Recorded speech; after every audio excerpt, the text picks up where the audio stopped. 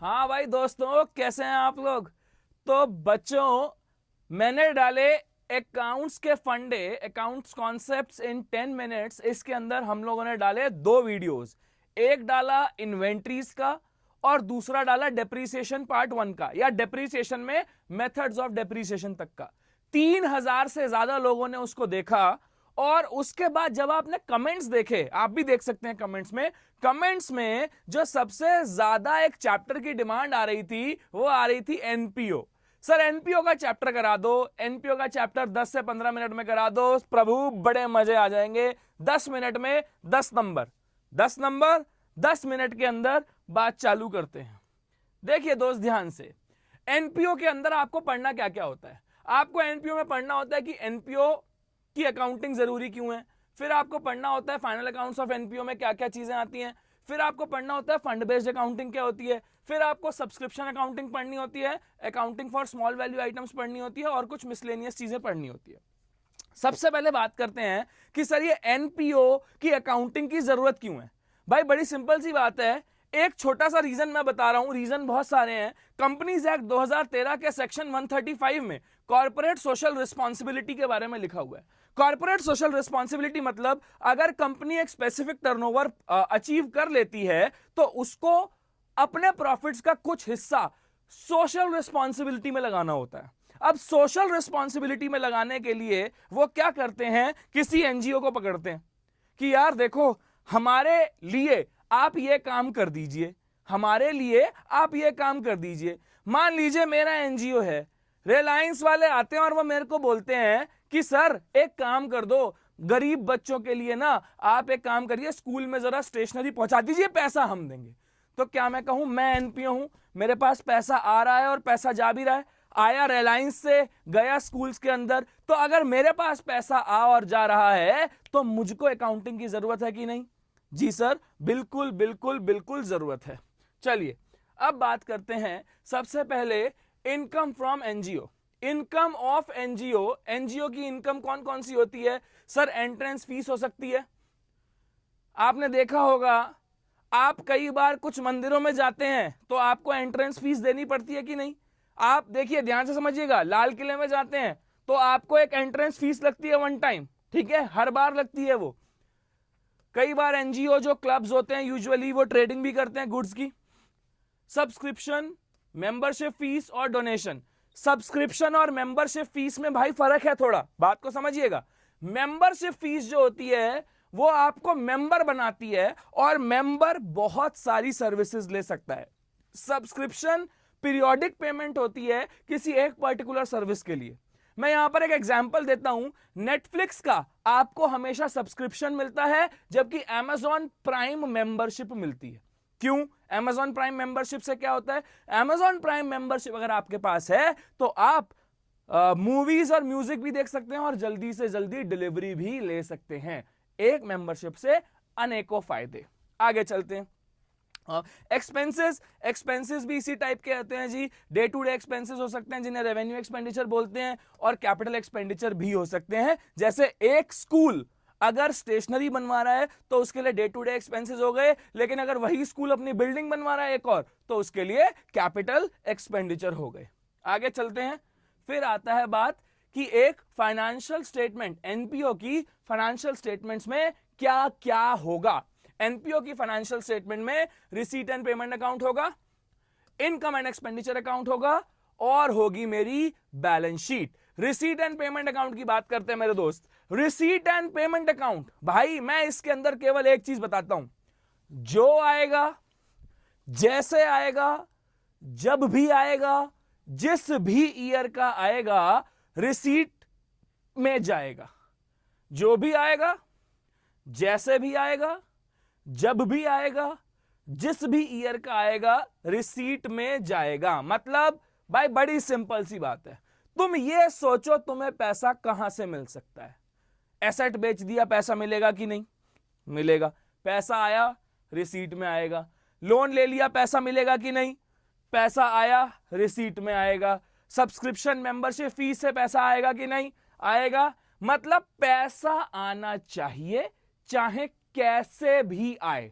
मैं फिर दोबारा रिपीट कर रहा हूं, पैसा आना चाहिए चाहे कैसे भी आए, उसे बोलते हैं रिसीट एंड पेमेंट की receipt side.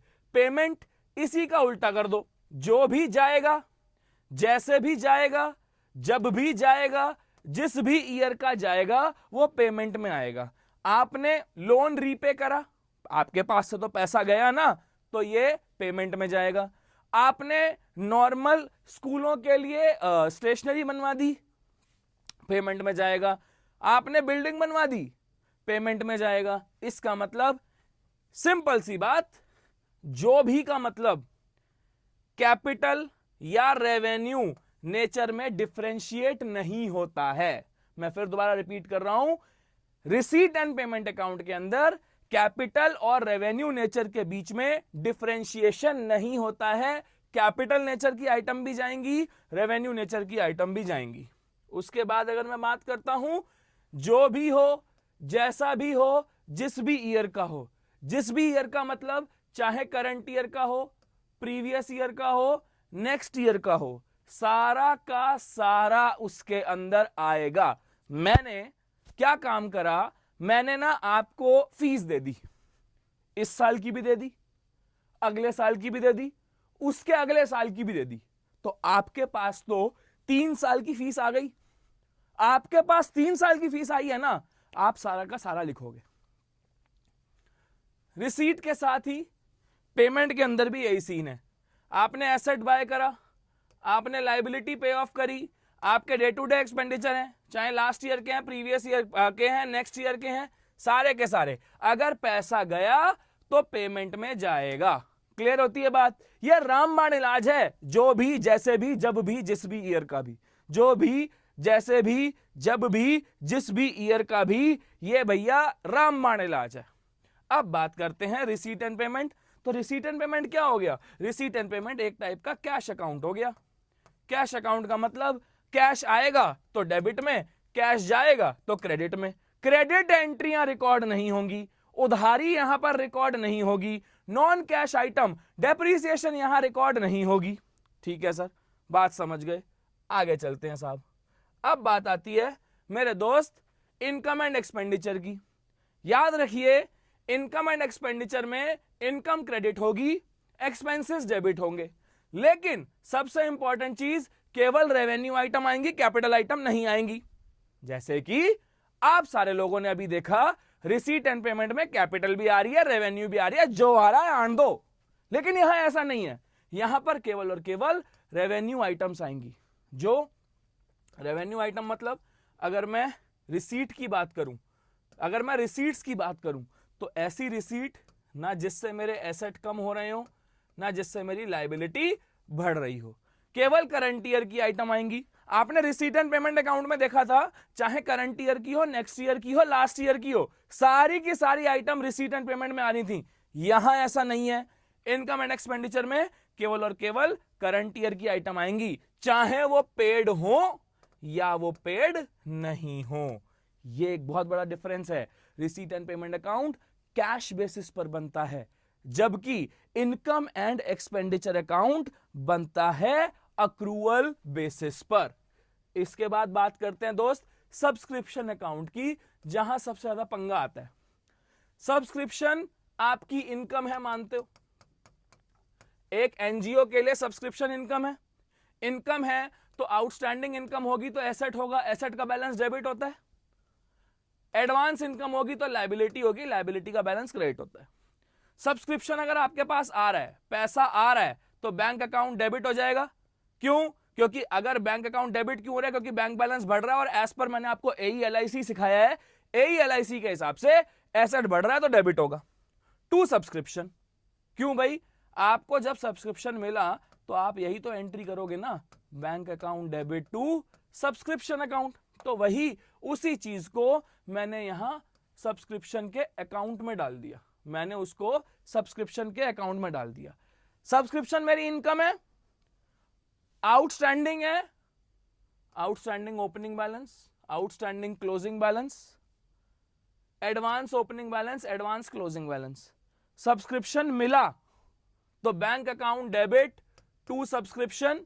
Bank account debit to subscription मतलब सब्सक्रिप्शन में आ गया यहां बाय बैंक, रिसीव्ड, तो अपने आप ही आ जाएगा to income and expenditure account. Fund based accounting, fund based accounting का मतलब दोस्त, फंड का मतलब होता है आप पैसे इकट्ठे कर रहे हैं किसी स्पेसिफिक पर्पस के लिए।